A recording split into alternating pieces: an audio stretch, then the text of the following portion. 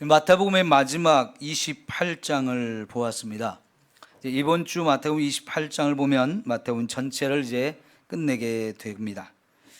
마태복음의 마지막 부분은 예수님의 십자가의 죽음 그리고 부활에 대한 이야기로 끝이 나는데, 이게 마태복음에서 가장 중요한 거지요.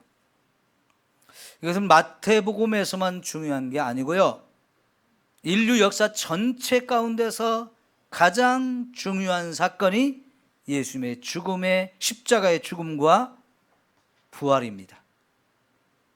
그리고 그 예수님의 부활과 십자가를 믿게 되면 이 세상에 한 사람 한 사람이 다 거듭나고 새 사람으로 변화되어서 사람들의 운명이 바뀌어집니다. 이런 은혜가 오늘 여러분 모두에게 있기를 축원합니다. 이 예수님을 믿으면 우리의 지은 모든 죄들이 다 용서받게 돼요. 죽어서 지옥 갈 사람이 천국 갈 사람으로 변화되어집니다. 뿐만 아니라 죄로 인해서 우리 인간에게 온 많은 불행한 일들, 그것이 질병일 수도 있고 경제적인 어려움일 수도 있고 사람과 사람의 어려움, 그리고 이 자연재해의 어려움, 이런 것들이 있지만 여러분, 이 예수님의 죽음과 부활이 저와 여러분의 모든 문제를 다 해결합니다. 이런 은혜도 여러분 힘입으시기를 축원합니다. 예수님의 십자가의 죽음과 부활은 저와 여러분의 삶의 모든 영역에 하나님의 놀라운 은혜와 축복을 가져다 주시는 거지요. 그러므로 여러분, 오늘 이 예수님을 저와 여러분을 구원하실 분으로 꼭 믿으실 수 있기를 축원합니다.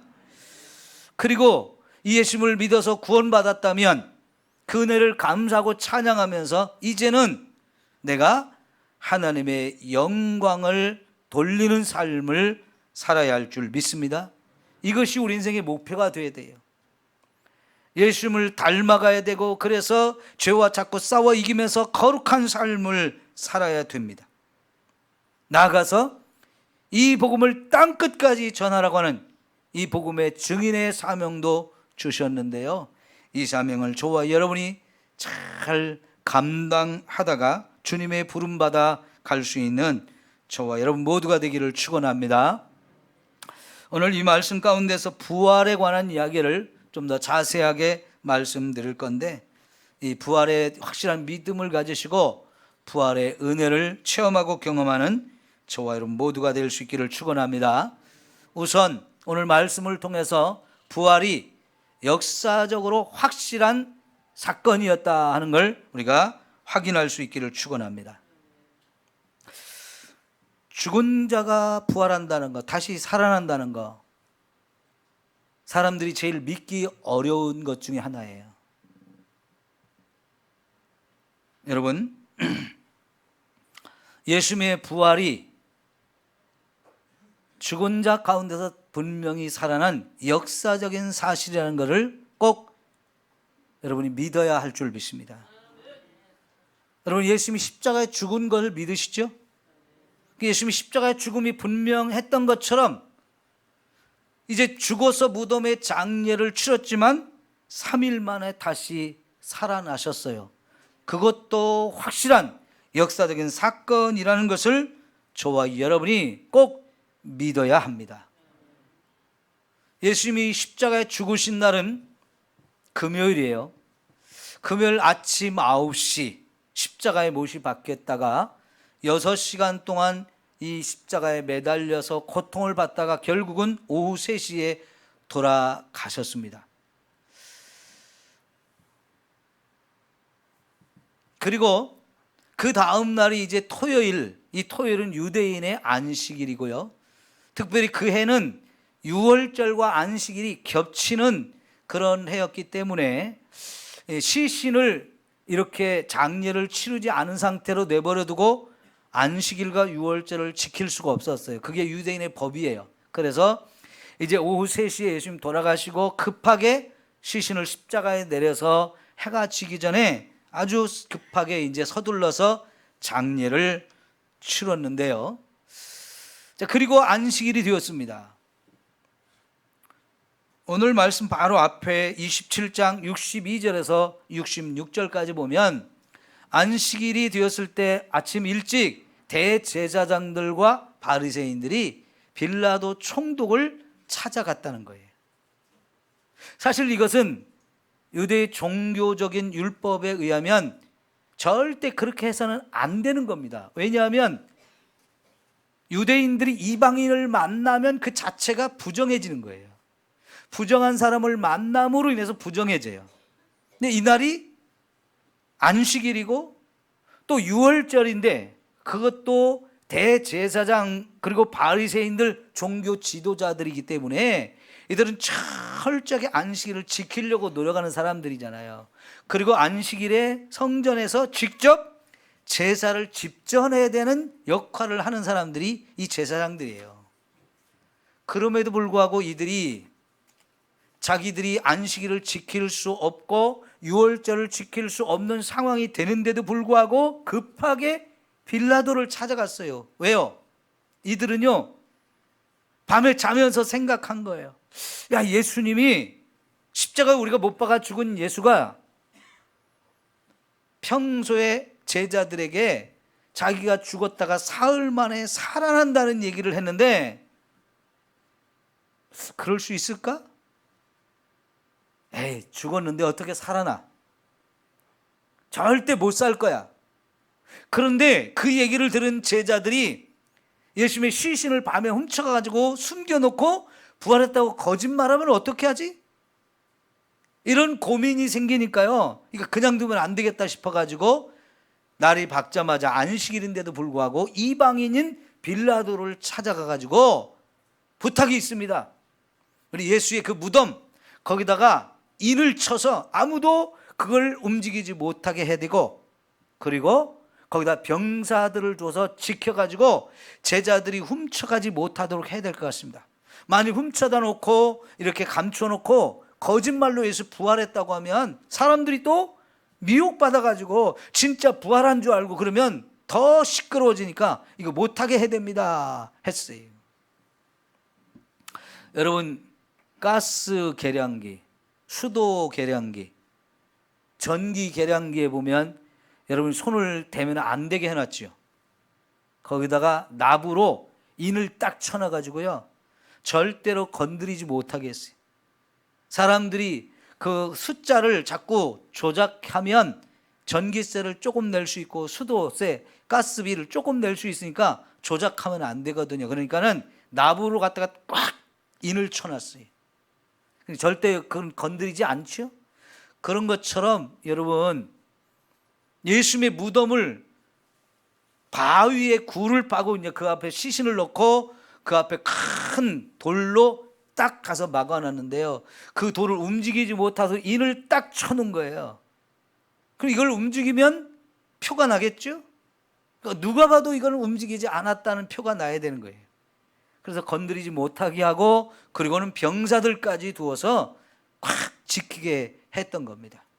그런데 여러분, 오히려 그들이 예수님의 부활을 주장하지 못하게 하려고, 예수님의 부활하지 못했다는 것을 확인시키기 위해서 인을 치고 세웠던 병사들이 오히려 예수님의 부활을 증언하는 증인이 되고 증명해주는 증거가 되고 말았어요. 그 인을 쳤다고 무덤 문이 안 열립니까? 하늘에서 천사가 내려와가지고 무덤에 막고 있던 돌을 멀리 집어 던져버렸는데 누가 그걸 막을 수 있겠어요? 부활하신 예수님이 무덤 속에 이제 살아나셨는데 병사들이 지킨다고 못 나옵니까? 그들은 천사들만 봐도 겁이 나가지고 무서워서 벌벌 떨다가 결국 죽은 사람처럼 되고 말았는데요, 그렇게 벌벌 떨다가 도망을 가서 제사장들한테 가서 새벽에 일어난 일을 이야기하는 거예요. 갑자기 큰 지진이 일어나더니 무덤을 막고 있던 돌이 팍 저기로 멀리 날아갔고 거기 천사가 앉아 있었다고. 그리고 그 천사가 여자들에게 하는 말이 예수님이 살아났다고 그런 얘기를 하는 걸 들었다고. 와서 제사장들에게 말하니까요, 제사장들이 얼마나 놀랐을까요? 자기들이 죽인 예수가 살아났다니. 깜짝 놀랄 일이잖아요. 그래도 예수가 살아났다는 걸 사람들에게 알리면 안 되겠다 싶으니까 이들이 병사들에게 돈을 많이 주고 거짓말 좀 해달라고. 우리가 새벽에 잠을 자고 있는데 제자들이 와서 이 시신을 훔쳐갔다고, 도둑질해 갔다고, 그리고 아마도 이제 예수 부활했다고 말할 텐데 그거 다 거짓말이라고 가짜 뉴스를 만들어서 퍼뜨려 달라고 부탁을 했어요. 그런데 여러분, 아무리 그 병사들이 돈을 받고 가짜 뉴스를 퍼뜨린다고 해서 살아나신 예수님이 안 살아난 겁니까? 오히려 그날 새벽에 있었던 일들이 그들 입으로 증언할 수밖에 없게 되었는데요. 여러분, 왜 그렇습니까?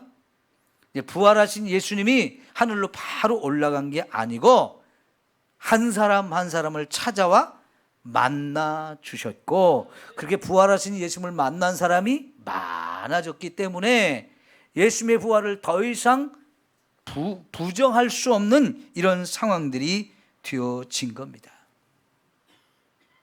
사실 예수님께서 죽기 전에 자기가 죽었다가 3일 만에 다시 살아난다는 얘기를 3번이나 말씀해 주셨어요. 그래도 제자들은 그 말을 전혀 믿지 않았어요.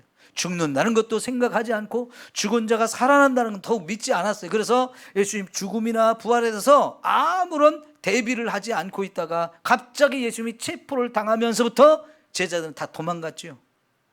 그리고 십자가에 못 박아 죽인다는 얘기를 들으면서도 나오지도 못하고요, 숨어서 벌벌 떨고만 있었어요. 그러다가 예수님 버린 죄책감, 예수님 부인한 죄책감, 도망간 죄책감, 이런 것에 막 사로잡혀 있었는데,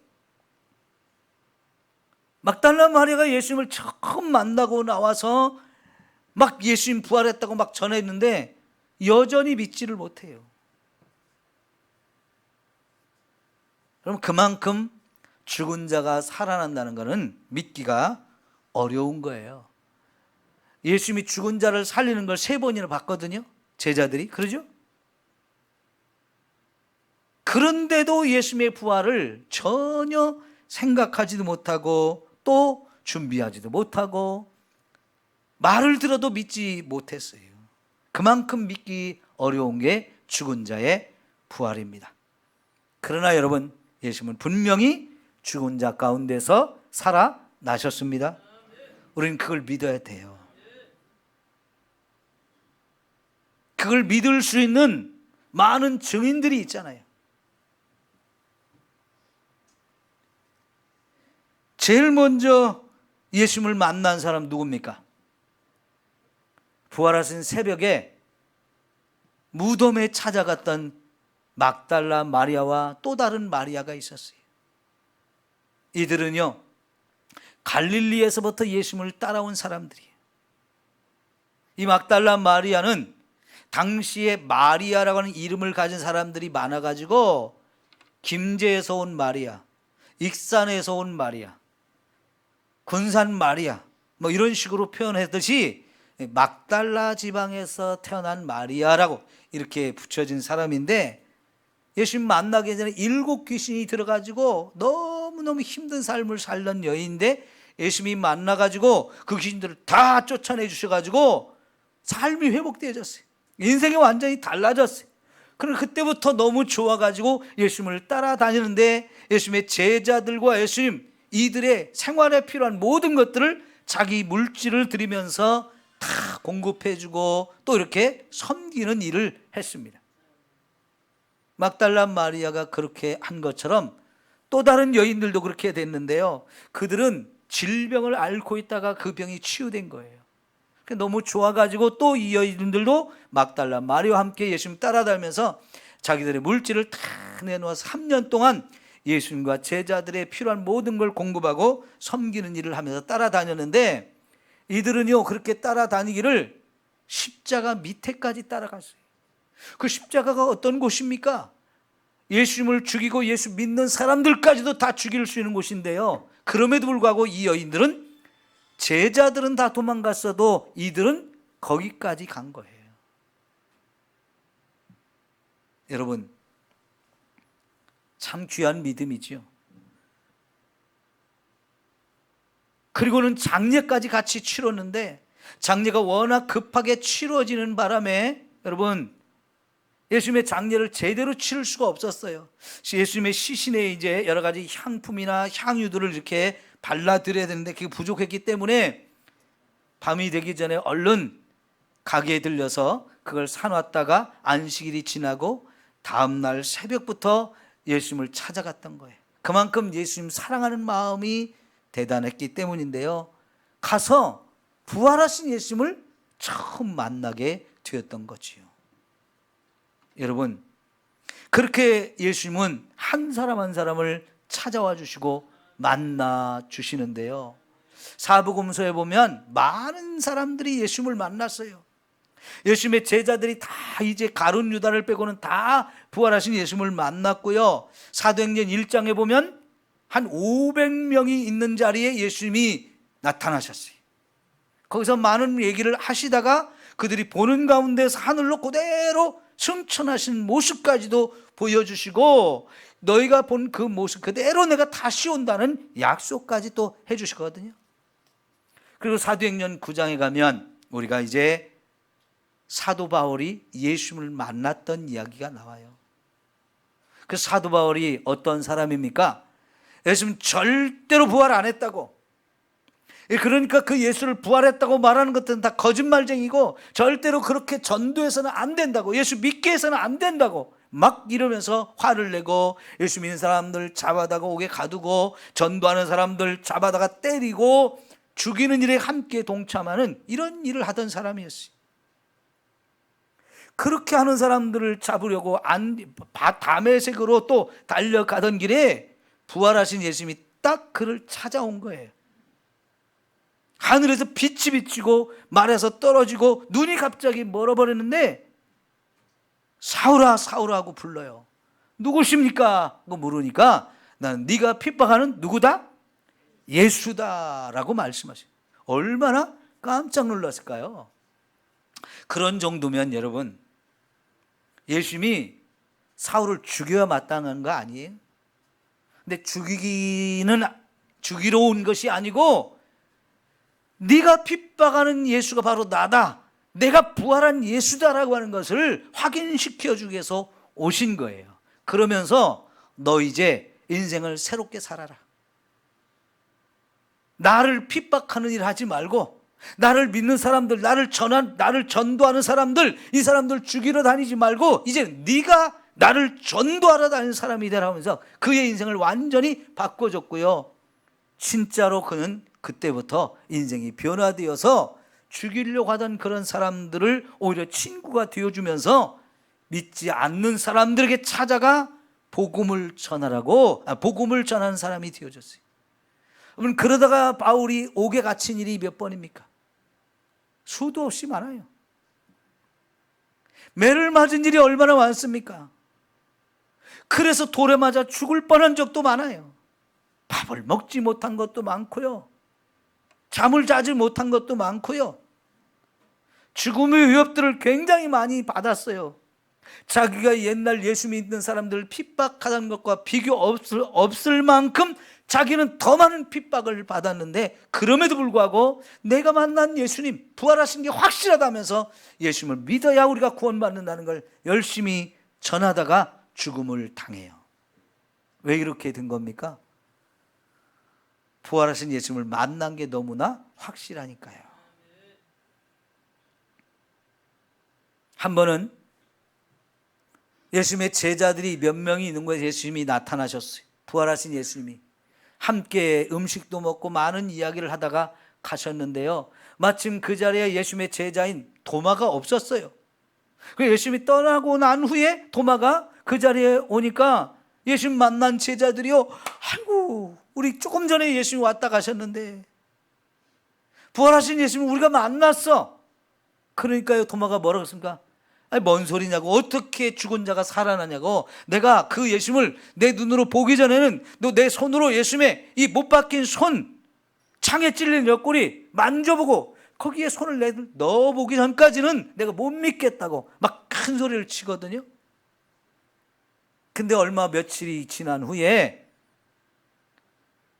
제자들이 있는 곳에 예수님이 다시 나타났는데 그때는 도마도 그 자리에 있었어요. 예수님이 오셔서 도마에게 뭐라고 말씀하십니까? 손을 보여주면서 내 못 박힌 손을 좀 봐라. 창에 찔린 옆구리도 보라 하면서 옷을 제껴서 보여주셔요. 도마가 큰 소리 치던 거 다 들으신 거지요. 그때 도마가 어찌했습니까? 더 이상 안 믿을 수가 없으니까 예수님이 발 앞에 무릎을 꿇고 나의 주, 나의 하나님이라고 고백했어요. 왜 그렇습니까? 예수님이 부활하신 게 너무나 분명하니까요.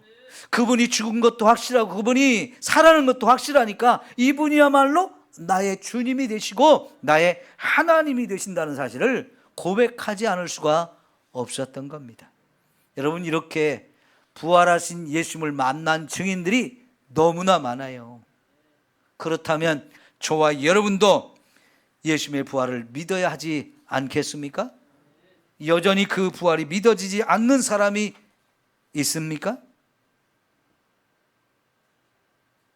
이 세상에는 부활하신 예수님을 자기가 직접 만나지 않았어도, 손으로 만져보지 않았어도 믿는 사람들이 사실은 더 많아요.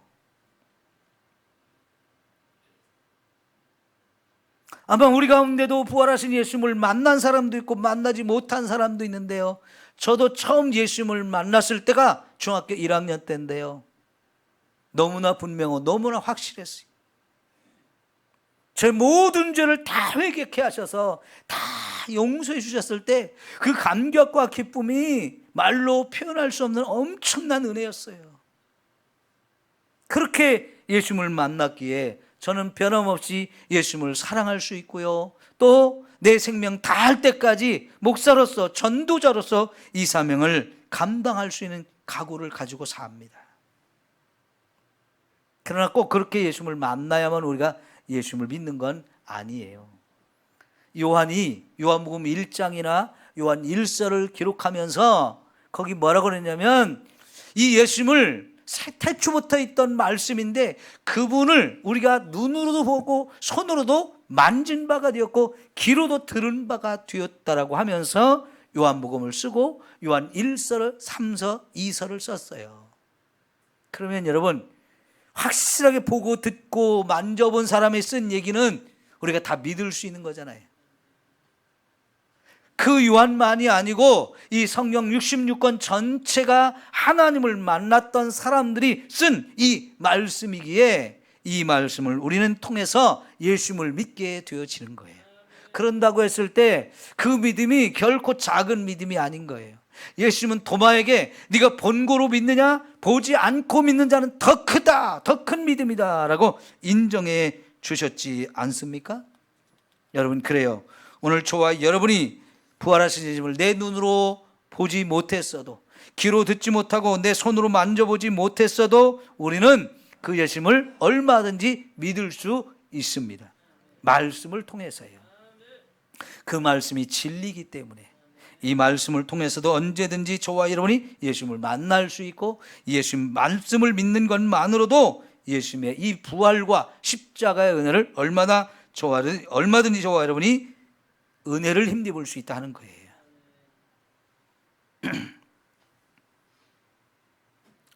다시 한번 여러분에게 묻습니다.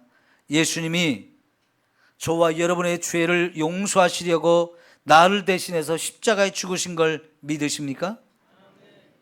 그 예수님이 죽은 자 가운데 3일 만에 부활하신 것도 여러분 믿으십니까? 그래요. 얼마나 감사한 일입니까? 꼭 만져보아야, 손으로 만지고 눈으로 보아야만 믿는 게 아니고요. 증인들이, 확실하게 보고 듣고 경험한 이 증인들이 저와 여러분을 기록해서 전해주시는 이 하나님의 말씀을 통해서 얼마든지 저와 여러분도 믿음을 갖게 되어지는 겁니다. 그리고 그 믿음으로 이 부활과 십자가의 은혜가 얼마든지 저와 여러분에게 임하는 줄 믿습니다. 이제 저와 여러분이 예수님을 하나님의 아들로 인정하고 그 예수님이 나를 구원하시는 구원자인 것을 믿어야 합니다. 그분이 저와 여러분의 죄를 해결하시고 죽음을 이기게 하시는 분도 믿어야 합니다. 이제 그분을 통해서 저와 여러분이 영생이 주어졌고 언젠가 저와 여러분 죽음이 오지만 이 죽음을 이기고 천국에 가서 영원히 살 것도 우리는 믿습니다. 이런 믿음이 얼마나 귀한 은혜가 되는지요. 죽음이 와도 두렵지 않은 거예요. 주님을 위해서 오히려 내가 죽을 수도 있는 이런 각오와 결단도 우리가 할 수 있게 되어지는 거지요. 예. 그러면 여러분, 우리는 그 예수님을 전하는 사람이 되어야 합니다. 오늘 말씀에도 보면 여러분, 예수님 이전에 천사가 먼저 여자들에게 나타나셔서 뭐라고 말씀하십니까? 예수님이 부활했다라고 확인시켜주면서 빈 무덤까지 확인시켜줘요. 그리고는 너희가 이제 가서 제자들에게 예수님이 부활했다는 소식을 전해주라고 해요. 그들에게 예수님이 찾아가 만나 주실 수도 있는데요, 그 전에 이 예수님의 부활의 소식을 천사가 이 여인들에게 전해주면 너희가 가서 또 이 소식을 전해주라는 거예요. 그리고 그들이 이제 제자들이 달려가는 과정 속에 예수님이 이 여인들을 진짜 찾아왔어요. 부활하신 예수님이 또 찾아왔어요. 그러면서 이제 너희들이 빨리 가서 제자들에게 예수님이 부활했다고, 내가 부활했다라고 전해주라. 그리고 나는 갈릴리에 가 있을 테니까 그 제자들 갈릴리에 와서 나를 만나자라고 이야기를 합니다. 그런데 여러분, 예수님의 제자들이 이 여인들의 이야기를 듣고도 예수님의 부활을 안 믿잖아요. 그리고는 낙심해가지고 갈릴리 바다로 다시 가서 고기잡이를 했어요. 거기서 예수님이 그들을 만나주시는 거거든요. 그러니까 여러분, 왜 갈릴리에서 만나려고 하느냐? 실패한 자리, 낙심한 자리에 찾아와서 처음 그들을 불렀던 그 자리에 와서 예수님 버리고 도망간 제자들 용서해주고 다시 회복시켜주면서 이제부터 나의 증인이 되어주라. 내가 부활한 것을 전하는 증인이 되어달라고 예수님이 부탁을 하시려고 갈릴리에서 만나자고 그랬어요. 갈릴리에서 만나는 게 그래서 의미가 있는 거예요. 사실 예수님이 부활했다는 얘기를 들었어도요, 용기가 안 나는 거예요. 그분을 만날 용기가 안 돼요. 왜요? 너무나 잘못한 게 많아서. 자신들의 죄를 생각하니까 예수님 앞에 감히 설 수 있는 그런 마음을 갖지를 못해요. 그래서 예수님 떠나서 부활했다는 얘기를 들었음에도 불구하고 갈릴리 바다로 가서 다시 옛날 일을 하겠다고 그물질을 하고 있거든요. 그런데 거기로 예수님이 찾아오신 거예요. 그날이, 그 시간이 새벽녘이었고요. 제자들이 이제 예수님의 말씀 따라서 오른편에 그물을 던졌다가 또 엄청난 고기를 잡았는데요, 그 순간 저 바닷가에서 제자들에게 그물을 배 오른편에 던지라고 했던 그분이 예수님이라는 걸 드디어 알게 돼가지고 제자들이 이제 배를 끌고 오고 베드로는 물에 뛰어들어서 막 수영을 해가지고 이렇게 바닷가로 나오잖아요. 근데 거기에 뭐가 있었어요? 숯불이 피워져 있었어요. 숯불을 보는 순간 베드로의 이 심장이 멎는 것 같았을 거예요. 왜요? 여러분, 자라보고 놀란 가슴은 소뚜껑 보고도 놀란대잖아요. 근데 이 베드로가요, 숯불 피어있는 자리에 불주에다가 예수 모른다고 부인했었거든요. 그러니까 숯불 보는 순간 그게 얼마나 탁 떠올랐지 않겠어요? 근데 거기에 예수님도 계시잖아요, 지금. 더더욱 예수님 앞에 할 말이 없는데요, 예수님은 거기에 떡을 구워가지고 배들에게 주면서 먹으라고 말씀하세요. 예수님의 제자들이 있으면 버리고 도망가 묻지도 않고요. 예수님 베드로가 예수님 부인하는 거 묻지도 않고요. 떡을 구워서 아침 식사를 할 수 있도록 해주는 거예요. 왜 그렇게 하십니까? 니들이 그랬어도 나는 너희들을 버리지 않는다. 난 너희들의 죄를 다 용서한다. 말하지 않았어도 그게 다 느껴지는 그런 자리 아니었겠어요? 그러고 나서 예수님이 이제부터 내 양을 먹이라고 하면서 예수님이 이 복음을 전하고 예수를 믿게 된 사람들을 잘 돌보라고 사명을 주셔요. 여러분, 내가 구원받고 보니까 예수님의 십자가와 이 부활이 얼마나 엄청난 은혜인지를 우리가 깨닫지 않습니까? 나도 그 예수님을 믿지 않았으면 죽을 수밖에 없고 지옥에 멸망당할 인생이었는데 누군가 나에게 이 복음을 전해주어서 내가 구원받았단 말이에요. 그리고 보니까 내 주변에 아직도 안 믿는 사람들이 보여지는 거예요. 그리고 그들이 예수를 안 믿으면 지옥 갈 것이 확인이 되어지니까 얼마나 불쌍하게 생각이 들어요. 여러분, 그래서 우리는 복음을 전해야만 합니다. 저와 여러분이 나가서 예수님의 십자가의 죽음과 부활에 대해서 제대로 전해주기만 하면 지옥에 멸망받을 사람이 영원한 생명을 얻어서 천국에 갈 사람으로 변화되어지는 거잖아요. 이런 놀라운 일이 저와 여러분이 전도하면 일어나는데 우리가 전도를 안 하면 이건 안 되는 거잖아요. 예수님을 만난 이 증인된 사람들, 그들은 모두가 한결같이 복음을 전하기 위해서 온 세상으로 달려나갔어요. 여러분, 하나님께서 어느 날 아브라함을 찾아오셨어요. 그리고는 그의 이름을 바꿔주셨어요. 전에는 아브람이었는데 이제는 아브라함으로 바꿔주셨죠. 아브라함은 무슨 의미가 있습니까? 존귀한 아버지라는 뜻이. 근데 아브라함은 열국의 아버지란 이름을 갖고 있어요. 하나님이 이 아브라함을 찾아와서 이름을 바꿔주시는데 왜 그렇습니까? 이제부터 너 새로운 삶을 살라는 겁니다. 존귀한 아버지라고 하는 것은 한 가정의 아버지가 되는 거예요. 근데 한 가정의 아버지 되는 것도 참 그거 힘들고 어려운 일이잖아요. 요즘에 젊은이들이 결혼하는 걸 두려워하고 자식을 낳아 기르는 걸 고생하는 거라고 하면서 결혼도 안 하고 자식도 안 낳으려고 그러잖아요. 그런 걸 보면 여러분, 한 가정의 존귀한 아버지가 되는 거 참 귀한 일이에요. 아름다운 일이고 그 쉽지 않은 일입니다. 지금까지는 아브라함이 그렇게 한 가정을 위한 사람이었다면 하나님 이제부터는 너의 인생이 변해야 된다. 네 가정 돌보는 것으로 끝나지 말고 이제부터 온 세상 열국을 네가 품고 그들의 아버지가 되어져야 된다라고 새로운 비전을 줘요. 인생의 목표를 달라지게 하셨어요.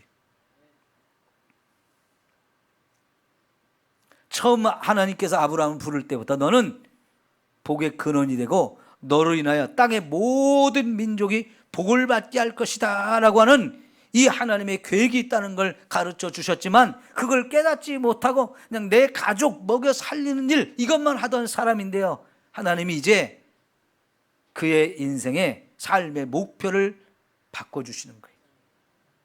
인생이 달라지게 하신 거예요. 결국은 하나님께서 그 아브라함을 통해서 이 땅의 모든 사람이 함께 복을 받게 하셨고 예수를 믿는 저와 여러분도 다 아브라함의 후손이 되게 하시고 아브라함이 받았던 복을 우리도 받게 하신다라고 말씀하시잖아요. 이거는 나 한 사람을 통해서 이제 땅끝까지 이 복음을 전하라는 얘기가 되어지는 거예요. 오늘 저와 여러분도 이제 열국의 아버지가 되어야 합니다. 세상을 품어야 되는 거예요. 이 복음을 땅끝까지 전해서 아직도 예수님을 알지 못하고 복음을 듣지 못하는 영혼들에게 이 복음을 전해줘야 될 이 사명을 우리가 가졌기에 여러분 정말 열심히 이 복음을 전하는 저와 여러분이 되어지기를 축원합니다. 그게 우리가 죽는 날까지 해야 될 너무나 소중한 일이에요. 저와 여러분이 이 땅에서 해왔던 그 어떤 일과도 비교할 수 없이 중요한 일이고 값진 일이고 의미 있는 일이기 때문에, 하나님의 뜻을 이루어드리고 그래서 하나님을 가장 기쁘시게 할 수 있는 일이기 때문에 여러분, 열심히 우리가 복음을 전해야 합니다. 우리 교회를 세워가는 일 참 중요한 일이에요. 많은 분들이 그 일을 열심히 하고 있는데, 여러분 이제는 그걸 뛰어넘어서 우리 교회만이 아니고 온 세상을 우리가 품고 자꾸 나누고 베풀고 섬기면서 세상을 구원하는 일을 우리가 감당할 때 하나님이 그런 교회를 가장 기뻐하시고 가장 아름답게 써주실 줄 믿습니다. 기도하겠습니다. 하나님 아버지, 감사합니다. 하나님의 아들이 이 땅에 오셔서 우리의 죄를 짊어지고 십자가에 죽으셨지만 이제 또 3일 만에 부활하셨습니다. 예수님의 십자가의 죽음과 부활이 이렇게 역사적으로 분명한 사실인데 아직도 믿지 못하는 사람이 세상에 많습니다. 나도 그렇게 믿지 못하던 인생이었는데 복음을 주시어서 구원해 주시니 얼마나 감사한지요. 그 예수님이 나의 주, 나의 하나님이 되어주셨음을 믿습니다. 이제 나의 모든 죄와 죽음의 문제를 해결하고 죄로 인하여 내게 주어졌던 많은 불행한 일들, 우리 고통스럽게 하는 일들을 해결해 주시는 은혜를 날마다 체험하며 살게 하신 것도 감사합니다. 이제는 이 부활의 증인이 내가 되게 하여 주옵소서. 우리 주변에 아직도 믿지 못하는 사람이 많습니다. 그들에게 복음을 전할 사명이 나에게 있사오니 하나님이여, 이 전도의 열정을 우리에게 부어주시고 한 영혼을 구원하고자 하는 그 사랑의 마음으로 우리 심령이 불타오르도록 하셔서 이제 이 복음 들고 땅끝까지 갈 수 있도록 축복해 주옵소서. 예수님의 이름으로 기도하옵나이다. 아멘. 찬송